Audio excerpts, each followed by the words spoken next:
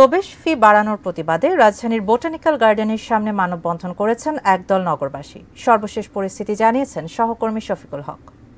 আমরা সকাল থেকে রয়েছি রাজধানীর মিরপুরের যেই জাতীয় উদ্ভিদ উদ্যান বা বোটানিক্যাল গার্ডেন যাই বলেন, সেই উদ্যানে এসে এবং শুক্রবার ছুটির দিন সকাল থেকে এসে আমরা এখানে যে অবস্থা দেখতে পেয়েছি যে আপনি জানেন গত 4 জুলাই থেকে বোটানিক্যাল গার্ডেনের যে প্রবেশ মূল্য সেটি 5 গুণ বৃদ্ধি করা হয়েছে। যেটির প্রবেশ মূল্য শুরুতে 20 টাকা ছিল, সেটি 4 জুলাই থেকে রাখা হচ্ছে 100 টাকা করে। এখানে গেটে যারা দায়িত্ব পালন করেন তাদের সাথে কথা বলে যেটি জানতে পারলাম যে অন্যান্য দিনের তুলনায় অনেক কম দর্শনার্থী এই উদ্যানে আজকে প্রবেশ করেছেন। আমরা একটু একজন দর্শনার্থীর সাথে কথা বলতে চাই, এখানে তিনি রয়েছেন।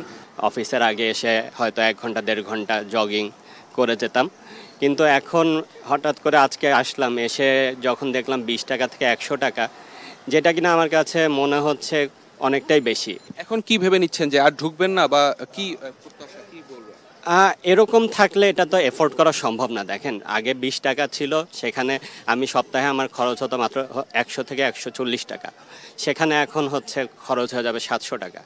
এক সপ্তাহে 700 টাকা খরচ করা কিন্তু এটা অনেকের জন্য অনেক কষ্টকর।